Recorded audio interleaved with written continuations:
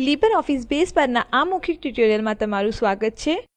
આ ટ્યુટોરિયલમાં આપણે શીખીશું કેવી રીતે સબફોર્મ એટલે કે પેટા ફોર્મ બનાવવું. આ માટે ચાલો આપણું સુપરિચિત લાઇબ્રેરી ડેટાબેઝના ઉદાહરણ સાથે આગળ વધીએ અને આપણે નીચેના આપેલ કેસને ધ્યાનમાં લઈશું. કેવી રીતે આપણે લાઇબ્રેરીના તમામ સભ્યોને યાદીમાં દર્શાવી શકીએ છીએ અને દરેક સભ્ય માટે આપણે ફક્ત એક જ પુસ્તકો કેવી રીતે જોઈ શકીએ જે સભ્ય દ્વારા હજુ સુધી પાછી અપાયેલ નથી.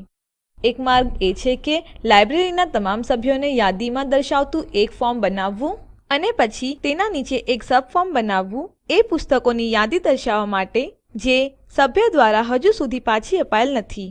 એકવાર આપણે આ ફોર્મ ડિઝાઇન કરી લઈશું તો આપણે ફોર્મ સુધારવા માટે સમર્થ થઈ જશું. ઉદાહરણ તરીકે જ્યારે સભ્ય પુસ્તક પાછી આપે છે તો આ માહિતીને આપણે સુધારિત કરી શકીએ છીએ અને જે ફોર્મ આપણે ડિઝાઇન કરશું તેનો સ્ક્રીનશોટ નમૂના રૂપે અહીં છે.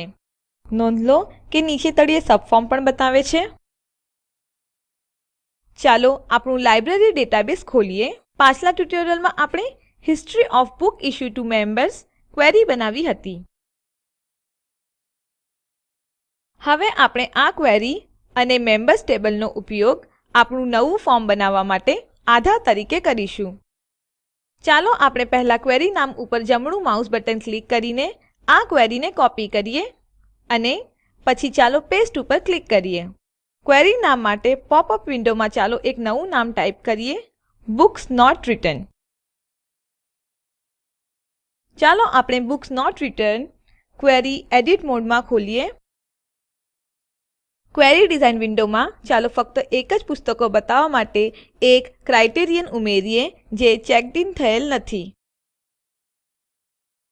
આ માટે ચાલો ચેક્ડ ઇન હેઠળ ક્રાઇટેરિયાના કોલમમાં =0 ટાઈપ કરીએ અને એન્ટર દબાવીએ. હવે ચાલો ક્વેરીને સંગ્રહિત કરીએ, વિન્ડો બંધ કરીએ. મુખ્ય બેઝ વિન્ડોમાં ચાલો ડાબી પેનલ પર આવેલા ફોર્મ આઇકોન પર ક્લિક કરીએ અને પછી use wizard to create forms વિકલ્પ ઉપર ક્લિક કરીએ. હવે આપણે પરિચિત ફોર્મ વિઝાર્ડ જોઈએ છીએ. ચાલો આપણું ફોર્મ બનાવવા માટે ડાબી બાજુ આવેલા 8 પગલાંનું અનુસરણ કરીએ.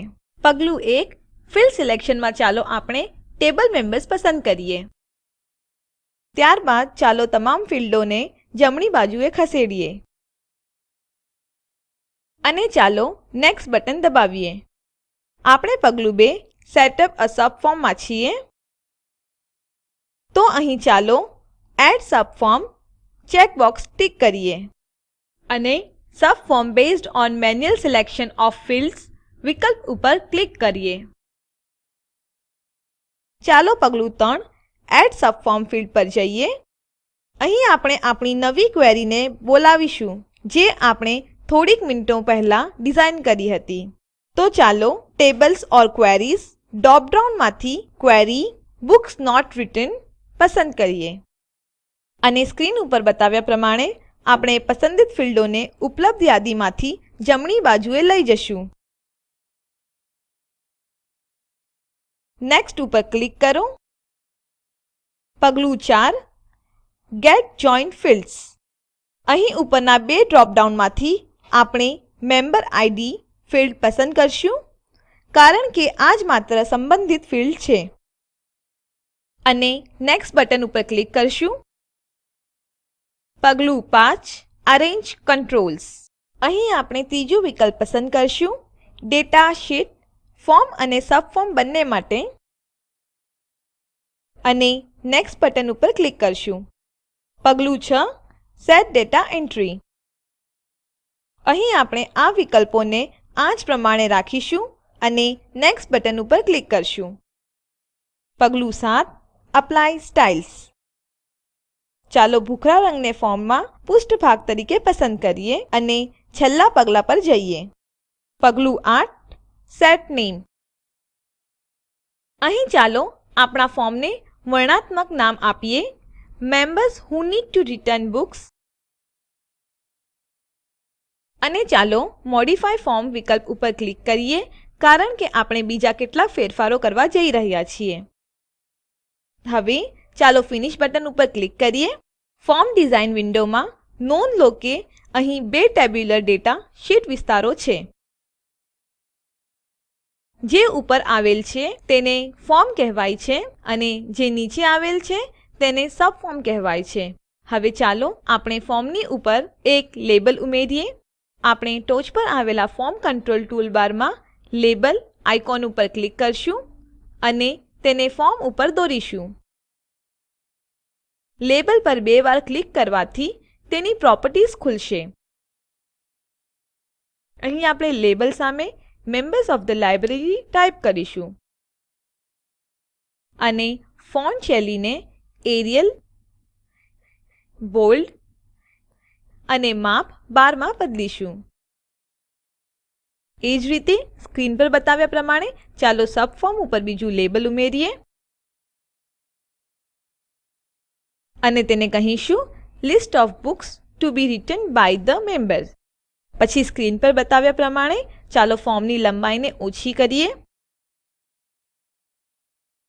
અને ત્યારબાદ ચાલો ફોર્મમાં નેમ ફિલ્ડની લંબાઈ વધારીએ. એ જ રીતે ચાલો સબફોર્મમાં બુક ટાઇટલ ફિલ્ડને લાંબુ કરીએ. ચાલો અહીં ફોન્ટને એરિયલ, બોલ્ડ અને માપ 8 કરીએ અને ફોર્મ માટે પૃષ્ઠભાગ રંગ સફેદ બદલીએ અને સબફોર્મ માટે બ્લુ 8. પછી ચાલો મેમ્બર આઈડી કોલમ પર જમણું માઉસ બટન ક્લિક કરીએ અને હાઇડ કોલમ વિકલ્પ પસંદ કરીએ અને તેને છુપાવી દઈએ. સારું, આપણે આ કરી ચૂક્યા છીએ. તો ચાલો આપણું ફોર્મ ડિઝાઇન સંગ્રહિત કરીએ અને તેને ચકાસીએ. મુખ્ય બેઝ વિન્ડોમાં ચાલો આપણે members who need to return books ફોર્મને તેના પર બે વાર ક્લિક કરીને ખોલીએ. આ છે ફોર્મ. ચાલો સભ્યો દરમિયાન ઉપર અથવા નીચે એરોવાળા બટનના ઉપયોગ દ્વારા બ્રાઉઝ કરીએ અથવા ફક્ત વિવિધ સભ્યના નામ ઉપર ક્લિક કરીએ. નોંધ લો કે નીચે આવેલ સબફોર્મ રિફ્રેશ થાય છે અને જે પુસ્તકો પાછી આપવાની છે તે પ્રદર્શિત કરે છે. સબફોર્મમાં ચાલો કોઈ પણ એક રેકોર્ડ પસંદ કરીએ અને ચાલો એક્ચ્યુઅલ રિટર્ન ડેટ ફિલ્ડમાં 12/7/11 ટાઈપ કરીએ અને ચેક્ડ ઇન ફિલ્ડ ટિક કરીએ અને એન્ટર દબાવો. ચાલો હવે નીચે આવેલ ફોર્મ નેવિગેશન ટૂલબારના રિફ્રેશ આઇકોન ઉપર ક્લિક કરીને આપણે ફોર્મને રિફ્રેશ કરીએ.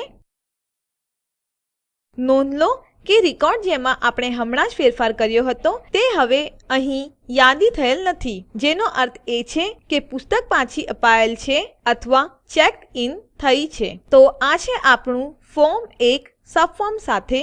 અહીં લીબરઓફીસ બેઝમાં સબફોર્મ બનાવવાનું શીખવાડતા આ મૌખિક ટ્યુટોરીયલ સમાપ્ત થાય છે. સારાંશ માટે આપણે શીખ્યા કેવી રીતે સબફોર્મ એટલે કે પેટા ફોર્મ બનાવવું. સ્પોકન ટ્યુટોરીયલ યોજના ટોક ટુ અ ટીચર યોજનાનો ભાગ છે જે આઇસીટી એમએચઆરડી ભારત સરકાર દ્વારા શિક્ષણ પર નેશનલ મિશન દ્વારા આધારભૂત છે. આ યોજના spoken-tutorial.org દ્વારા સંકલન થાય છે. આ વિશે વધુ માહિતી spoken-tutorial.org/nmeict-intro લિંક ઉપર ઉપલબ્ધ છે. આઈઆઈટી બોમ્બે તરફથી ભાષાંતર કરનાર ભરત સોલંકી અને રેકોર્ડિંગ કરનાર હું જ્યોતિ સોલંકી વિદાય લઉં છું. જોડાવા બદ્દલ આભાર.